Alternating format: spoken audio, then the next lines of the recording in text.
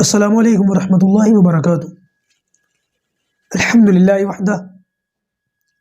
والصلاة والسلام علی من لا نبی بعدہ، اما بعد، اعوذ باللہ من الشیطان الرجیم، بسم اللہ الرحمن الرحیم۔ لقد کان لکم فی رسول اللہ اسوۃ حسنہ، صدق اللہ العظیم۔ اللہم صلی علی محمد وعلی آل محمد کما صلیت علی ابراہیم وعلی آل ابراہیم انک حمید مجید۔ اللہم بارک علی محمد وعلی آل محمد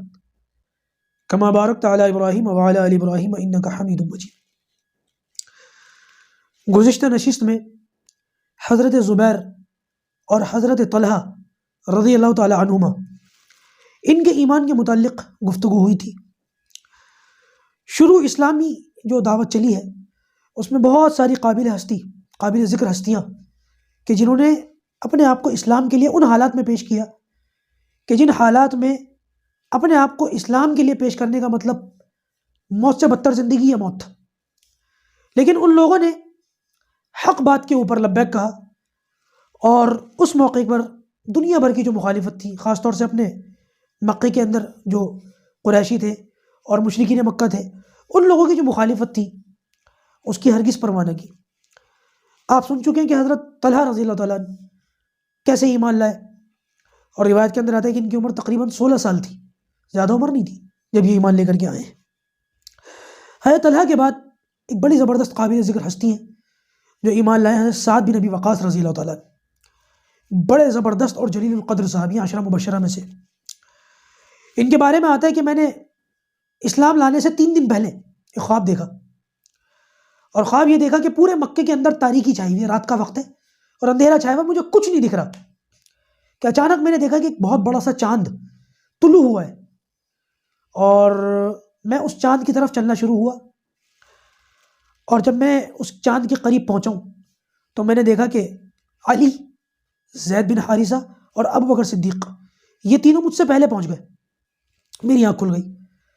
میں سیدھا نبی کریم صلی اللہ علیہ وسلم کی خدمت میں حاضر ہوا، اور میں نے جا کر کے اللہ کے رسول صلی اللہ علیہ وسلم کو اپنا خواب بتایا، اور پھر میں نے پوچھا کہ آپ کس چیز کی دعوت دیتے ہیں؟ تو نبی کریم صلی اللہ علیہ وسلم نے مجھے دعوت دی کہ اللہ ایک ہے، بتوں کی پوجا مت کرو، اور میں اللہ کا رسول ہوں، کہ بغیر کسی چوٹ چرا کے، بغیر کسی سوال جواب کے، میں پہلے مرحلے کے اندر نبی کریم صلی اللہ علیہ وسلم پر ایمان لے آیا، کلمہ پڑھ کے مسلمان ہو گیا۔ کہتے ہیں کہ جب میں نے کلمہ پڑھ کے اسلام قبول کر لیا، میرے گھر والوں کو پتہ چل گیا۔ اب یہاں سے مخالفتوں کا دور شروع ہوگا، اب جو میں بتاؤں گا کہ اس میں کیسے کیسے حالات آئے ہیں۔ حضرت خباب بن الارت، حضرت خالد بن سعید، سعد بن ابی وقاص، حضرت بلال، ان لوگوں کے ساتھ کیسی کیسی مشقتیں اور کیسی کیسی جو ہے وہ آزمائشیں آئی ہیں، لیکن یہ لوگ ایک لمحے کے لیے بھی دین اسلام سے فارغ نہیں ہوئے، چھوڑا نہیں اس کو، حتیٰ کہ حضرت سمیہ رضی اللہ تعالیٰ عنہ فوت ہو گئی، شہید ہو گئی۔ اوہو، تو کہتے ہیں کہ میرے گھر والوں کو پتہ چل گیا، اور جب میرے گھر والوں کو پتہ چلا تو میری ماں، سعد بن ابی وقاص کہتے ہیں کہ میری ماں جو ہے اس نے قسم کھا لی کہ اگر تو نے توبہ نہ کی اور واپس اپنے آبا و اجداد کے دین پر نہ آیا اور محمد کو تو نے نہ چھوڑا تو اے سعد، خدا کی قسم نہ میں کھاؤں گی نہ پیوں گی، اور سارا دن دھوپ میں بیٹھی رہوں گی۔ اور مکہ کی دھوپ آج جبکہ ساری سہولیات ہیں وہاں پر، اس کے باوجود لوگ چکرا کے گر جاتے ہیں، اس زمانے کی دھوپ علمان والا فیس، اور بوڑھی عورت بیٹھ گئی۔ کہتے ہیں کہ صبح سے لے کے شام تک میری ماں بیٹھی رہی، دھوپ میں بیٹھی رہی، کھایا پیا بھی کچھ نہیں۔ پھر جب دوسرا دن آیا پھر دھوپ میں بیٹھ گئی اور سارا دن بیٹھی رہی، اور جب اٹھ کر کے شام ہوئی، سورج ڈوبا ہے، اور اٹھ کے کمرے میں جانے لگی تو لڑ کھڑا کے گر گئی۔ بوڑھی عورت تھی، کمزور تھی، اور 2 دن سے ہیٹ اسٹروک ہو گیا، جو ہیٹ اسٹروک ہوتا ہے وہ ہو گیا۔ اور کہتے ہیں کہ جب میں نے اپنی ماں کی حالت دیکھی، سعد بن ابی وقاص، تو میں نے اپنی ماں سے پوری جرت کے ساتھ یہ کہا کہ ماں تو مجھے بڑی پیاری ہے، اور تیرا اور میرا تعلق جو ہے وہ تو اچھے طریقے سے جانتی ہے، لیکن اے ماں، میں نبی کریم صلی اللہ علیہ وسلم پر ایمان لا چکا ہوں، اور اب اگر تیرے اندر یہ جو جان ہے جو تو دے رہی ہے، اور آہستہ آہستہ تیرے جسم سے یہ جان نکل رہی ہے، یہ جان تیرے جسم سے نکل جائے، اور اس جیسی تیرے جسم میں 100 جانیں ہوں، وہ بھی ایک ایک کر کے نکل جائے، اے ماں، میں تب بھی نبی کریم صلی اللہ علیہ وسلم کے دین سے پھرنے والا نہیں ہوں۔ اتنے زبردست حوصلے کے ساتھ حضرت سعد بن ابی وقاص نے اپنی ماں سے یہ بات کہی کہ پھر انہوں نے دھوپ میں بیٹھنا اور کھانا پینا جو چھوڑ رکھا تھا وہ سب کچھ ختم کر دیا۔ صحیح ہو گئی. ان کو پتہ ہے کہ یہ مانے گا نہیں تو کیا فائدہ اپنے آپ کو ہلاک کر کے. صحیح ہو گئی. دوسری بڑی ایک طریقے سے آزمائش آئی ہے حضرت خالد بن سعید رضی اللہ تعالیٰ عنہ کی. 5ویں نمبر پر غالباً یہ مسلمان ہوئے، 5ویں یا 6 پر یا 4 پر. ان کے بارے میں آتا ہے کہ میں نے خواب دیکھا کہ میں ایک جلتی ہوئی خندق یعنی کہ کھائی ہے، اس میں سے آگ نکل رہی ہے اور میں اس کے کنارے پر کھڑا ہوں اور میرا باپ مجھے دھکے دے کے اس میں پھینک رہا ہے. نبی کریم صلی اللہ علیہ وسلم نے مجھے پکڑ کے پیچھے سے میری کمر پہ کھینچا، میری کمر کی طرف سے، جیسے کرتا نہیں پکڑ کے پیچھے سے کھینچتے، کمر کی طرف سے مجھے کھینچا، بچا لیا مجھے اس خندق میں گرنے سے. میری آنکھ کھل گئی. میں نے ابو بکر صدیق کے پاس جا کر کے اپنا خواب بیان کیا تو ابو بکر صدیق رضی اللہ تعالیٰ نے مجھ سے کہا کہ تیرا خواب سچا ہے اور نبی کریم صلی اللہ علیہ وسلم کا جو دین ہے اس کو قبول کر لو. حضرت خالد کہتے ہیں کہ میں نے نبی کریم صلی اللہ علیہ وسلم کے پاس جا کر کے ابو بکر کے ساتھ گیا، اپنا خواب بیان کیا. آپ صلی اللہ علیہ وسلم نے دین کی دعوت دی. میں نے پوچھا کہ آپ کس چیز کی دعوت دیتے ہیں تو آپ نے مجھے ساری بات سمجھائی اور آپ صلی اللہ علیہ وسلم کی بات کو میں نے سن کر کلمہ پڑھ لیا، دین اسلام میں داخل ہو گیا. کہتے ہیں کہ میرے گھر والوں کو پتہ چل گیا، خاص طور سے میرے باپ کو پتہ چل گیا کہ میں مسلمان ہوا ہوں. اس نے مجھے اتنا مارا کہ وہ جو موٹی والی لکڑی ہوتی ہے، آپ نے دیکھا ہوگا، لکڑی ہوتی ہے موٹی، پولیس والوں کے پاس بھی دیکھی ہوگی،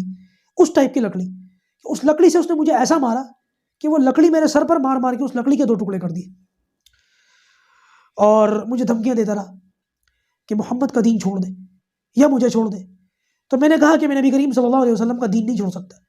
بالآخر مجھے میرے باپ نے گھر سے نکال دیا اور میں نبی کریم صلی اللہ علیہ وسلم کی چوکھٹ پہ جا کر کے پڑ گیا کہ یہ وہ چوکھٹ ہے، یہ وہ در ہے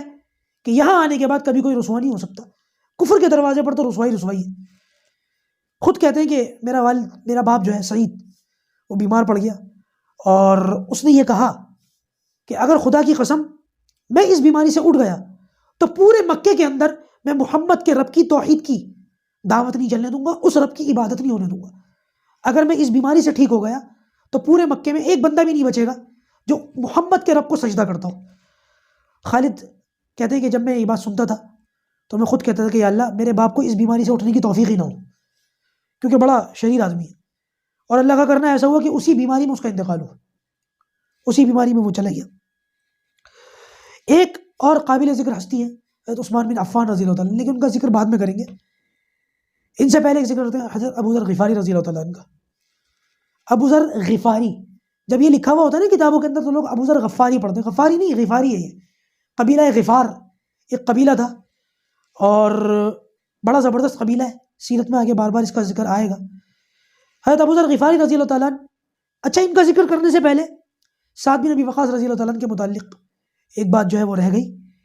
وہ یہ کہ ان کی بڑی فضیلت ہے سعد بن ابی وقاص کی، اور اسلام کے لیے سب سے پہلا تیر سعد بن ابی وقاص نے چلایا ہے. احد کے میدان میں نبی کریم صلی اللہ علیہ وسلم کے لیے انہوں نے اتنی جانثاری کا ثبوت پیش کیا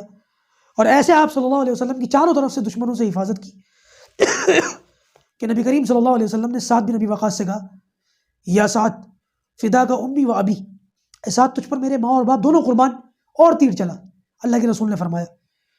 تو سعد بن ابی وقاص کہتے تھے کہ نبی کریم صلی اللہ علیہ وسلم نے بہت سارے صحابہ کے بارے میں یہ کہا کہ تجھ پر میرا باپ قربان، یا بہت سارے لوگوں کے بارے میں یہ کہا کہ تجھ پر میری ماں قربان، فقط میں اکیلا ہوں جس کے بارے میں نبی کریم صلی اللہ علیہ وسلم نے فرمایا سعد تجھ پر میرے ماں اور باپ دونوں قربان. یہ میری فضیلت ہے. بڑے اس کے ساتھ بیان کرتے تھے اپنی اس بات کو فخریہ لہجے میں. اچھا جی، یہ جو ابو ذر غفاری ہیں، بات ان کی چل رہی تھی کہ ان کے بارے میں یہ آتا ہے کہ یہ اسلام تو ابھی اسلام کی دعوت تو ان تک نہیں پہنچی تھی، نبی کریم صلی اللہ علیہ وسلم کی بات تو ان تک نہیں پہنچی تھی، لیکن جو مشرکین مکہ کے اندر جو معاملات تھے، بتوں کی پوجا کرنا، یہ ان چیزوں سے بیزار ہو چکے تھے اور صرف ایک اللہ کی عبادت کرتے تھے. اور اپنے طریقے سے جو بھی ان کو طریقہ پتہ تھا، یہ جو بھی ان کو معلوم تھا، نماز تو بہرحال نہیں ابھی ان کو پتہ چلی کہ نماز کیا ہوتی ہے، لیکن اپنے طریقے سے نماز پڑھنا، اپنے طریقے سے اللہ کی عبادت کرنا، وہ یہ کرتے تھے. تو ان کو پتہ یہ چلا کہ مکے کے اندر ایک شخص ہیں جنہوں نے نبوت کا اعلان کرا ہے. تو انہوں نے بجائے خود جانے کے اپنے بھائی انیس کو بھیجا کہ تم جاؤ، حالات کا جائزہ لو، معلومات حاصل کرو اور واپس آ کے مجھے بتاؤ کہ کون ہے اور بات کیا ہے. کہتے ہیں کہ میں نے اپنے بھائی کو بھیج دیا اور میرے بھائی جو ہے وہ کچھ دنوں کے بعد جب واپس آئے تو میں نے ان سے پوچھا کہ کون ہے اور کیا بات ہے. تو انہوں نے بتایا محمد ہے، عبداللہ کے بیٹے ہیں، اور وہ نبوت کی انہوں نے بات کی ہے اور وہ ایک اللہ کی بات کرتے ہیں، اللہ کی وحدانیت کی طرف بلاتے ہیں، بتوں کی پوجا سے منع کرتے ہیں۔ تو کہتے ہیں کہ بھائی نے مجھے یہ بھی بتایا کہ مکے کے اندر حالات صحیح نہیں ہیں، وہ کھلم کھلا دعوت نہیں دیتے، حالات ان کے خلاف ہیں، لوگ ان کے دشمن بنے ہوئے، لہذا اگر تمہارا وہاں جانے کا ارادہ ہے تو بہت احتیاط کے ساتھ جانا۔ ابو ذر غفاری کہتے ہیں کہ میں اٹھ کر چلا گیا، میں نے تیاری کر لی کہ میں مکہ جاؤں گا، لیکن میں کسی سے ملوں گا تو ہوں نہیں۔ تو کہتے ہیں کہ میں گیا اور خانہ کعبہ، جو اس وقت ہر طرف دھوپ اور چلچلاتی ہوئی دھوپ، تو خانہ کعبہ کا جس طرف سایہ ہوتا تھا میں وہاں جا کر کے بیٹھ گیا، اور کہتے ہیں کہ میں نے رات تک انتظار کیا، زمزم کا پانی پیتا رہتا تھا۔ زمزم کا پانی اور دودھ دنیا کے دو لکوڈ ایسے ہیں جو انسان کی بھوک مٹا سکتے ہیں، باقی دنیا میں کوئی لکوڈ ایسا نہیں ہے جس سے انسان کی بھوک ختم ہو جائے۔ پیاس ختم ہو سکتی ہے، بھوک ختم نہیں ہو سکتی، لیکن اللہ تبارک و تعالیٰ نے دودھ اور زمزم کے اندر یہ تاثیر رکھی ہے کہ یہ لکوڈ ہوتے ہیں، لکوڈ فارم میں ہوتے ہیں، پھر بھی یہ انسان کی بھوک ختم کر دیتے ہیں۔ 3-4 دن رہے یہ اور کچھ کھائے پیے بغیر رہے، لیکن زمزم پیتے رہے تو ان کی بھوک اور پیاس ختم ہوتی رہی۔ کہتے ہیں کہ پہلے دن میں نے ایسے ہی گزارا، زمزم پیتا رہا، رات ہو گئی تو ایک شخص میرے پاس آیا اور اس نے آ کر کے مجھ سے کہا مسافر لگتے ہو، میرے ساتھ چلو۔ تو میں اس کے ساتھ چل دیا، اپنے گھر لے گیا، کھانا وانا کھلایا، اور کھلانے کے بعد جو ہے اس نے مجھے اپنے ایک کمرے میں، ایک کونے میں بستر پر سلایا۔ صبح ہوئی تو جہاں پر مجھے کل لیا تھا وہیں پر چھوڑ دیا اور چلا گیا۔ سارا دن میں نے پھر وہیں پر ایسے گزارا، اور میں دیکھتا رہا کہ محمد صلی اللہ علیہ وسلم تک پہنچنے کا کوئی ذریعہ بنے، کوئی آدمی ملے یا کوئی صورت بنے، کوئی صورت نہیں بنی۔ دوسرا دن بھی گزر گیا، رات ہو گئی، وہی شخص جو کل آیا تھا وہ آیا اور اس نے مجھ سے آ کر کے کہا کہ لگتا ہے جو کام تم کرنے آئے تھے وہ ہوا نہیں، اور وہ مجھے اٹھا کر کے دوبارہ اپنے ساتھ اپنے اسی گھر میں لے گیا، رات کو کھانا کھلایا اور اسی بستر پر جس پر مجھے کل سلایا تھا سلا دیا۔ اور پھر جب تیسرا دن آیا تو وہ شخص مجھے دوبارہ لے کر کے اسی جگہ لا کر کے اس نے مجھے چھوڑ دیا۔ کہتے ہیں مجھے تیسرا دن بھی ایسے ہی گزر گیا، کوئی صورت نہیں بنی۔ پھر یہ شخص تیسری مرتبہ مجھے ملا اور اس نے آ کر کے پھر مجھ سے کہا کہ لگتا ہے کہ تمہارا کام آج بھی نہیں ہوا، جس مقصد سے آئے تھے تمہیں وہ بھی آج بھی پورا نہیں ہوا۔ وہ پھر مجھے اٹھا کر کے اپنے ساتھ اپنے گھر لے گیا اور اس نے میرے سامنے کھانا لگایا، اور کھانا لگانے کے بعد اس نے مجھ سے پوچھا کہ 3 دن ہو گئے تمہیں یہاں، کس کام سے تم آئے ہو؟ اگر مناسب سمجھو تو مجھے بتا دو، شاید میں تمہاری کچھ ہیلپ کر سکوں۔ تو کہتے ہیں کہ میں 3 دن سے اس کے دسترخوان پر کھا رہا تھا اور 3 دن سے اس کے گھر میں سو رہا تھا، تو مجھے یہ بھروسے کے قابل آدمی لگا، اور میرے دل میں یہ بات ہے کہ مجھے اس پر اعتماد کرنا چاہیے۔ میں نے اس کو بتا دیا کہ میں نے یہ سنا ہے کہ محمد صلی اللہ علیہ وسلم ہے، نبوت کی بات کرتے ہیں، میں ان سے ملنے کے لیے آیا تھا۔ تو وہ کہتے ہیں کہ تم بالکل صحیح جگہ آئے ہو، اور اس شخص نے مجھے اپنا نام بتایا، کہنے لگے کہ میں علی ہوں، یہ حضرت علی تھے شیر خدا کرم اللہ وجہ۔ تو حضرت علی نے فرمایا کہ تم سو جاؤ، صبح میں تمہیں ان کے پاس لے چلوں گا، اور ساتھ چلنے کی ترتیب یہ ہے کہ حالات درست نہیں ہیں، تم میرے ساتھ مل کر مت چلنا، میں آگے آگے چلوں گا، تم میرے پیچھے پیچھے چلنا۔